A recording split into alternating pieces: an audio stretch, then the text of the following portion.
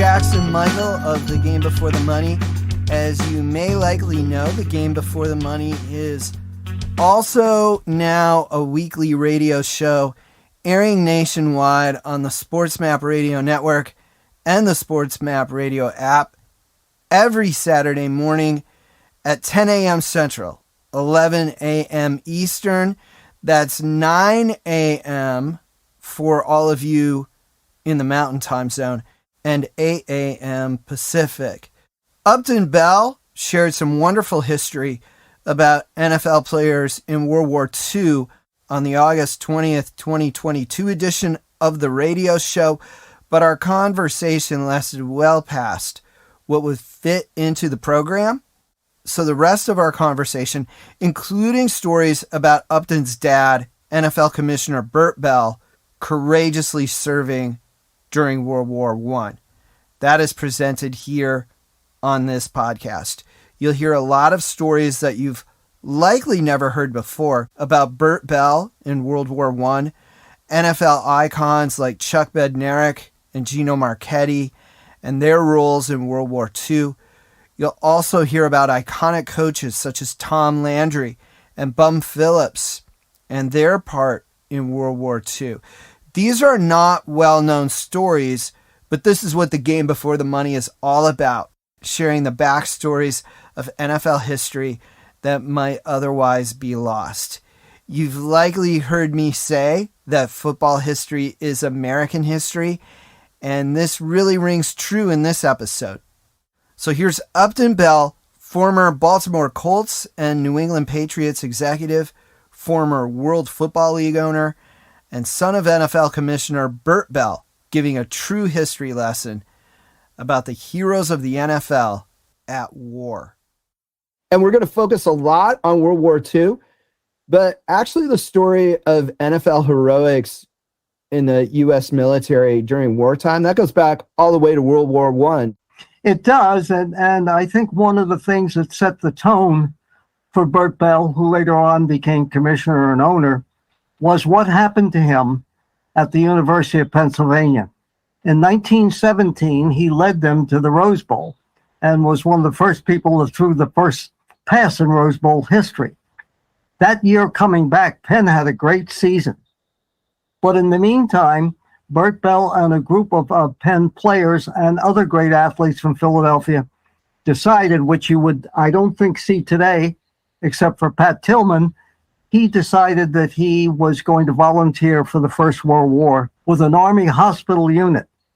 So dramatically, he decided that he was going to do it. Other players said they were going to do it. So on Thanksgiving Day, the first time that Penn had been given permission since the Spanish-American War to actually play on Thanksgiving Day, they beat Cornell Thanksgiving Day.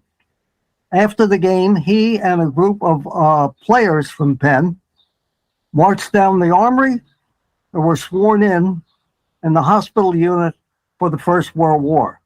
That night, they had a banquet and elected Bert Bell captain for 1918. Of course, he didn't play in 1918 because he was in the war. They were shipped to France. And in France, Bert Bell 3 times put his life on the line. The first time, and basically you have to understand something, you don't carry a weapon if you're assisting a hospital unit. It's like the MASH pictures and stuff that we know from the Korean War and other wars. You're there to protect the patients as much as you could. Now, there was close level bombing in those times. And basically, one night he was playing cards with a good friend of his. And during that, they started to bomb. The next day, the sergeant or the major called for volunteers to stay behind enemy lines and escort 300 or 400 badly wounded GIs away from the front. Bert Bell volunteered. He knew it probably would mean that he would die. So he volunteered and he started on this march. During the march, they were bombed in the open. His friend who he was playing cards with the night before was killed instantly. And I think that really kind of sent shockwaves through him. But he continued on, and 3 more really dangerous times that he was involved with, he volunteered. He was finally asked to leave because of the danger, and not only that, he had gotten a terrible case of dysentery, but he refused to leave the front. After that, he was, by General Pershing, he was distinguished by him as a war hero and other people, including eventually the president of France. The ironic thing is, Michael, he, along with some of the people we're going to talk about, never talked about it. I never knew the story until Bob Lyons wrote it in his book on Bert Bell on Any Given Sunday. Never knew it from his friends. He never talked about it. And that's kind of a theme that runs through the people you and I are going to talk about. It definitely is a theme. And a lot of these are really well-known icons in NFL history. Bert Bell, we're going to talk about Gino Marquette. We're going to talk about Tom Landry. We're going to talk about Bum Phillips. These were guys who weren't known at the time. They were anonymous soldiers. Bert Bell was not a founder of an NFL team at that point or commissioner. Tom Landry was still at the University of Texas as a freshman that he left. So that's one thing that's important to remember too. These are just GIs. Well, they were. And the other thing about them was, and it's a completely different world we live in today with social media and every player getting on, selling every piece of slack he can sell. Understandable. These people not only never talked about the war, they were basically people that never talked about themselves. You never heard Marquette when he practically named somebody, or Concrete Charlie. You never heard Bert Bell talk about it, in spite of him having a broken nose 2 or 3 times. I never knew him with teeth. He had all his teeth knocked out in college. There was a breed of them. And I always said this about the First and Second World War, is, in my opinion, they're the only wars we ever won. After that, they were all ties. So those men that participated in that, there was a real feeling in the country that this was the war to end all wars, that there was a feeling that we all had to go. And everybody, I mean, Bert Bell didn't have to go.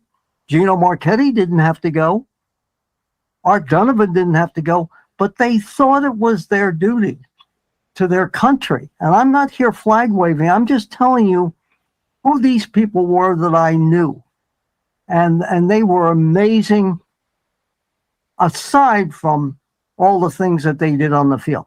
By the way, one of them says, which we'll get to in the next segment, Concrete Charlie.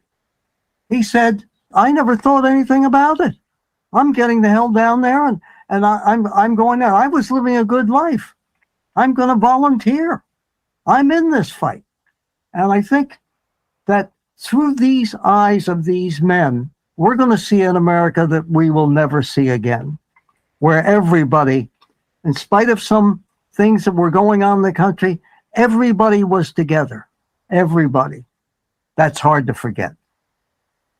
Truly is. And you know, Bert Bell fought in World War I, and we're going to focus a lot on World War II. And in the words of Hall of Fame coach Marv Levy, when he was asked about the importance of an upcoming game, he said, this isn't a must-win. World War II was a must-win. So the perception that these guys had was quite different, like you said, than the perception today.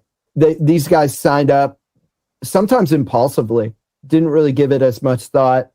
Well, you know what, Michael? Probably if they did, they wouldn't have done it. They all talk about every one that we're going to talk about, the ones that I'm going to talk about.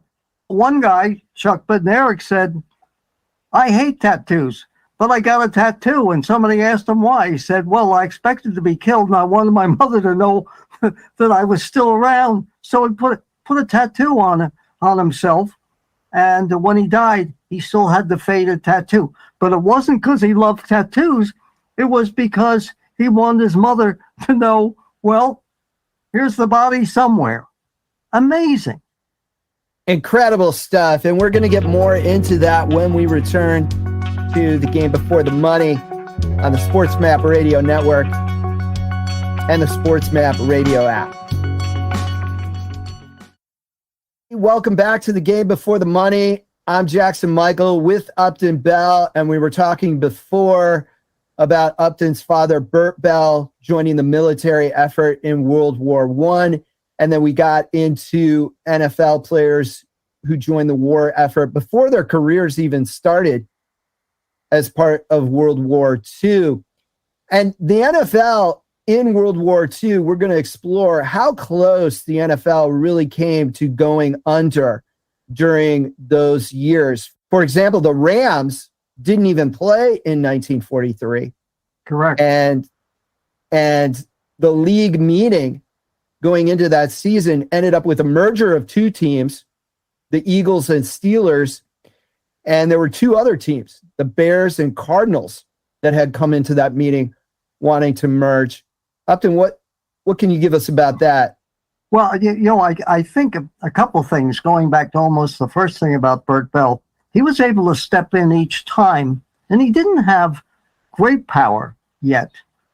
Step in each time when the NFL was in trouble. And in this case, he had sold the Eagles. He and Art Rooney became 50% partners, 50-50 in the Steelers.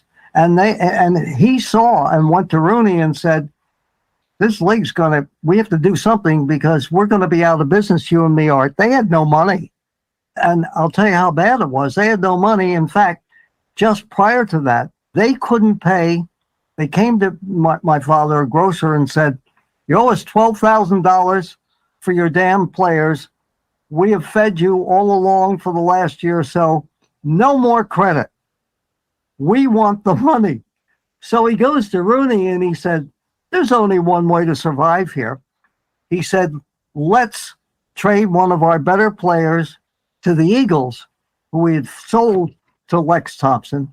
And he said, we'll sell him for cash.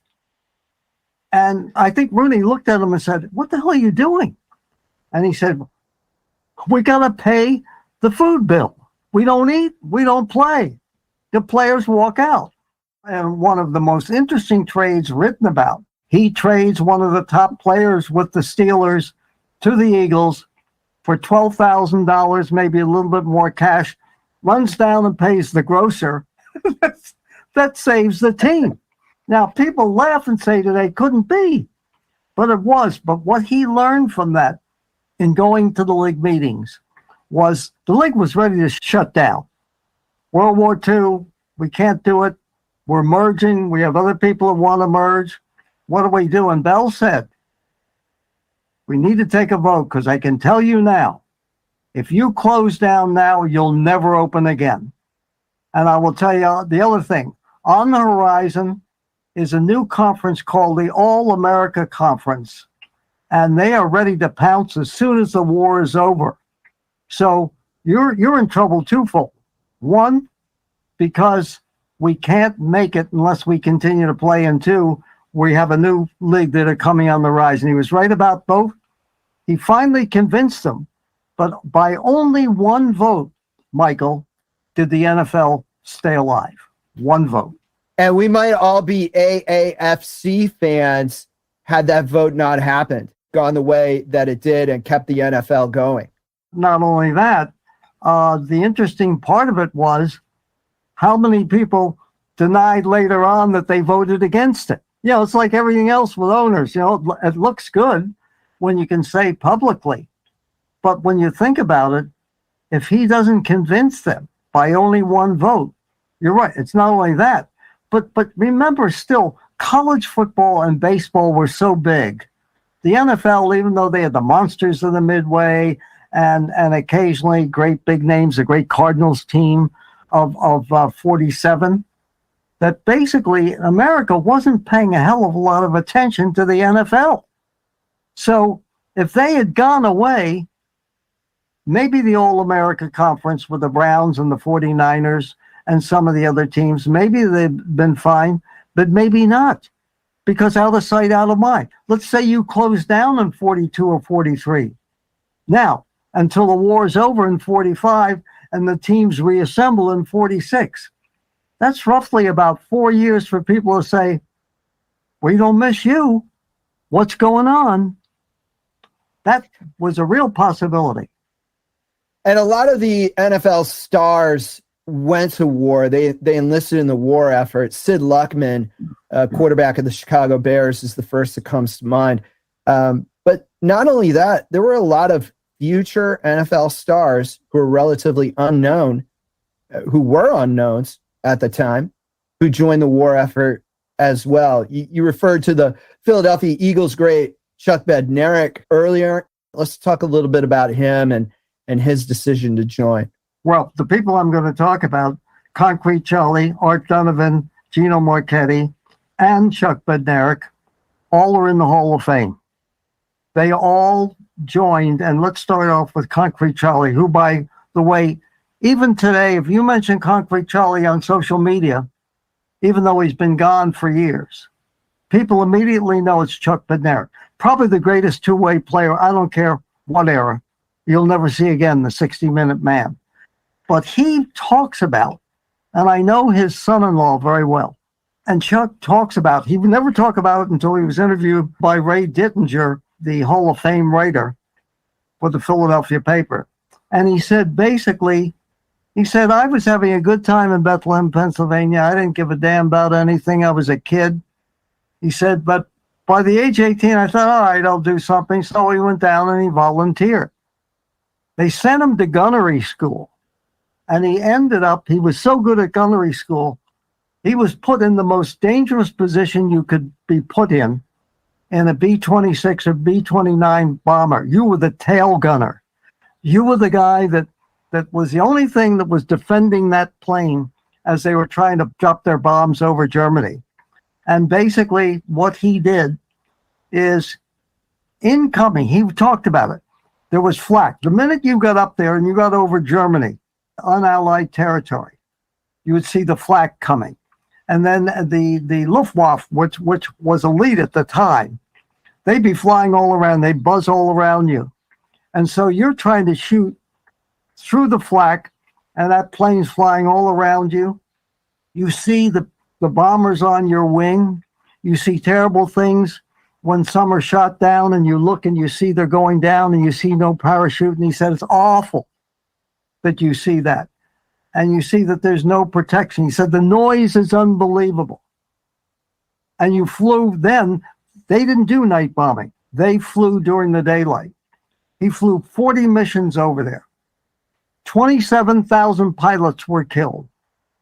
He barely made it back on his final mission.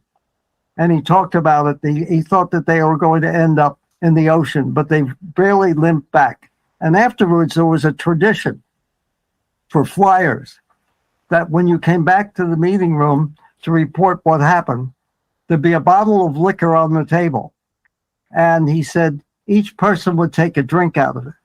And he said he was so nervous and people were so upset because they had seen death and everything else like that. The bottle will be gone in like 5 minutes, just trying to calm your nerves. And he said that was the thing that kind of got them through. And he said he never thought he would make it. Most of his people did not make it. But imagine being a tail gunner. I mean, I'm not particularly in love with flying, and I've flown it most of my life. Imagine being up there and going through this hell. That was Concrete Charlie. And he said the same thing that Marquette and Donovan told me, and a player at the Bears camp told me, that basically you played with the violence in the game of football, because that violence that you learned in the war, it carried over, and you played with a completely different mission than other people who were playing the game.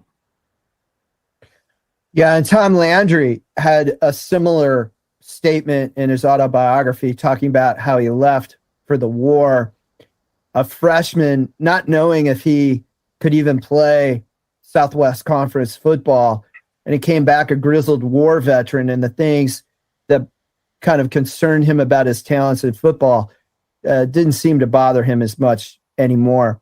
You know, Coach Landry joined the Army Air Corps after his brother was lost. His plane went missing over the North Atlantic, and Landry left the University of Texas as a freshman.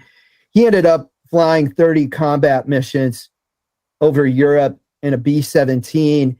And like Concrete Charlie, he almost didn't make it out. He had a crash landing in France. After they ran out of fuel, they crashed in a field and hit a tree. The wings of the airplane were actually clipped off, and thankfully everyone survived the crash. But we're talking about two NFL legends, Tom Landry and Chuck Bednarik, that almost didn't make it out of World War II. Well, there are other ones, and the great thing for me is in talking, knowing about my father later on, but Donovan, Marquette, Bednarik, all of them I knew. So I knew what they were like away from war and in football.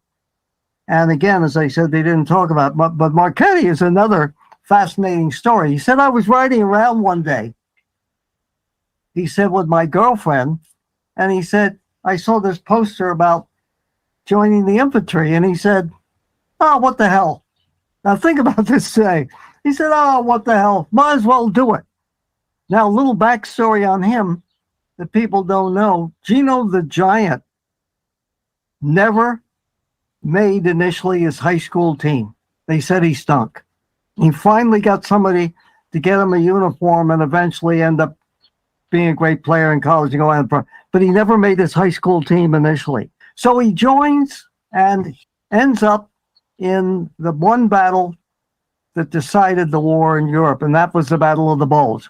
When the Germans broke out, surrounded the Americans, and the famous thing when they asked the general to surrender, he said nuts, that famous one line. So Marquette tells the story. He said, I end up in Europe, and Gino always talked about things matter-of-factly. There was nothing ever that he said like, oh, what a terrible time. Concrete Charlie would tell you it was a terrible time. Marquette would never know anything. So he's telling this story to National Public Radio. He said, we're in the forest, and he said, we're part of the Outlook, and we're all in kind of the same area together, and our relief comes, and the people come and say, it's time for us to relieve you. And he said, go ahead, forget, we'll do it. We'll do the extra duty tonight. They didn't think anything was going to happen. He said like 5 minutes later, he hears this whistle coming in, and he keeps hearing it get closer and closer and closer. And he said, in that moment, because he thought he was going to die, and you hear this from other players, the flashback, like Bednarik with the tattoo, so mom knows who I am, he's thinking to myself, all those times I got in those arguments with my mother in the kitchen, I threw things and I did all these things. Oh my God, I just want to live long enough to tell her when I get back home, I'm so sorry with what I did. And that shell barely missed him, or he'd have been dead like that. Which brings us to Fatso, Art Donovan, who fought, actually was one of the major people in Iwo Jima, and also in the Great Battle of Midway that in the end kind of reestablished our superiority of the air. Admiral Halsey, famous battle that kind of saved the Americans' bacon. And in that, he was a gunner. And if you can imagine the kamikazes coming in, you can imagine all of the things that happened. He once told somebody, Iwo Jima was terrible, the things that he saw. But this is a guy also, he never talked about it. He's one of the funniest people I've ever met. They wanted to run for mayor of Baltimore. And Gino Marquette used to call him Fatso. Say, hey, Fatso, get the hell out of the way. Fatso and Big Daddy fell on Gino's leg and broke it in that famous game that made the NFL in 1958. And Marquette, jumping back to him, said, they're going to take me off the field. He refused to leave the field. Now, when you had a broken leg in those days, if you didn't set it quickly, you could be in real trouble. It ain't like today when you can get, you're in and out and you're back playing in like 6 games. And Marquette, I can remember because I was at the game with my glasses on him, looking down, and he's refusing, and it's very dangerous because he was right on the sideline. And so he talked about the pain he was in, but then he went back to the Second World War, and somebody said, "You better get the hell off the field. Get that goddamn stretcher off the field." And he said, "This is nothing," he thought, compared to what I faced in the Battle of the Bulge or some of the other battles. Finally, they were forced to take him off the field. But he said, in the key play, Michael, that has been shown, I don't know how many times, including ESPN, he said, "I had the joy of knowing that I stopped Gifford on that first down. If Gino doesn't stop him on that play, with Big Daddy piling on and Donovan, the Giants win the championship. There is no sudden death." And he said every time he would see Frank Gifford in the future, Gifford would say, "You know, I made that damn first down." And Gino would say, "You made the first down. You didn't make the first down. I got the ring. See you later." So all of them kind of went back to that time and how the war made them as football players, because this was easy pickings compared to being up in a plane or invading Iwo Jima or Midway. Yeah, and talking about the Pacific Theater and that phase of the war, Bum Phillips was part of the Marine Raiders under President Roosevelt's son, James Roosevelt. And when people don't know this stuff, this I got from Bum Phillips' autobiography. They landed on an island and they were outnumbered 10-1 by the Japanese forces holding that island down. He said that the first time they were told to move, 50 people from his group moved, and the second time they moved, only 12 moved forward because they had suffered so many casualties. In fact, 2/3 of that regiment were either wounded or killed. They ran out of ammo. They had to do hand-to-hand combat. This is Bum Phillips. And you would never hear him talk about that during his time as a head coach of the Houston Oilers. But are you surprised? Yeah. Him with that great personality? I'm not surprised. Yeah, he had all those great sayings. There are only two coaches, them's that's fired and them's that's going to get fired. He had all those great Yogi Berra-like sayings, but you would never know how close he came to getting killed in World War II. In fact, when he got home stateside, he had to be treated for malaria in Oklahoma. He had malaria. He had jaundice over in the Pacific as well. So a lot of NFL history could have been changed just on guys not coming back from war. And like you've alluded to, they never really talked about it. Sometimes they bring it up in their autobiographies in the end. But, when you watch Art Donovan on The Tonight Show. With Letterman, classic. Right. It was classic. And, I will say this. Of all the players that I've been around 70 plus years, up to today, the most mature players in any sport that I've ever met are the players in the NFL. There was a maturity way beyond their age. By 22 or 23, when they came back, some not till 25, there was a look in their eye. There was a feeling to being around them. You're around players today in any sport, but let's just take football. They're young, they're much more athletic, they're full of life and everything else like that. I'll never forget the look in the eyes of these people.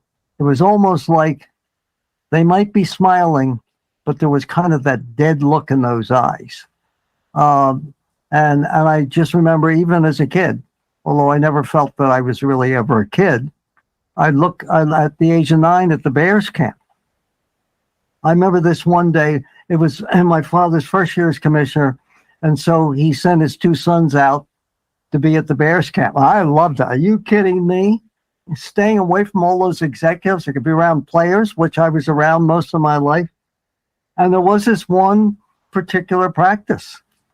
And I was sitting on a tackling dummy watching them. These are the Bears of Bulldog Turner and George McAfee and Sid Luckman and Ed Sprinkle, all guys, Hall of Famers, all had come back from the war, as you pointed out with Luckman. And there was this vicious hit. You got to remember, in those days, today everything's controlled. You only can work out a certain amount of time. You can't hit somebody. Then it was pure mayhem. I mean, you might as well blown the whistle and said, I'll be back in a half an hour. Anybody that you can carry off the field, carry them off. So there was this one particular play, and I won't name the player because I don't think he would want it known. And I was kind of upset. He was lying on the ground. Somebody just about dismantled him. And he saw me, and I never really cried, but he saw that I was upset and kind of came over after he got up, and he said, "Are you all right?" And I said, "Well, geez, that was really hard." I didn't say terrible. And he said something to the effect that I'm paraphrasing, "This ain't nothing when you're killing people." And I'll never forget it. And you were just a child back then at an NFL training camp. 9 years old as a child. Yes. Yeah, it was. But you see those people and then you compare them, as I said before, Michael, to the players of today are much bigger, quicker, faster, stronger. I'm not necessarily saying smarter, although the game's much more complex. And you think back to those other people and you say, if I'm going to fall in love with an athlete, it would be those guys.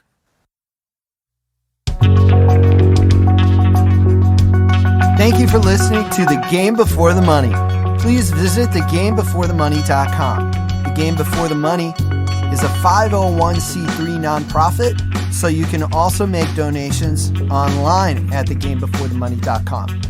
Transcriptions of some podcasts are also available at thegamebeforethemoney.com and are powered by our transcription partner, Sonix, spelled Sonix. Visit sonix.ai to learn more. And remember, you can listen to The Game Before the Money every Saturday morning at 10 a.m. Central, 11 a.m. Eastern on the SportsMap Radio Network and the SportsMap Radio app. Thank you for listening. A special thanks to Upton Bell. Upton is the author of the book Present at the Creation, and the University of Massachusetts at Amherst features the Upton Bell collection. I'm Jackson Michael.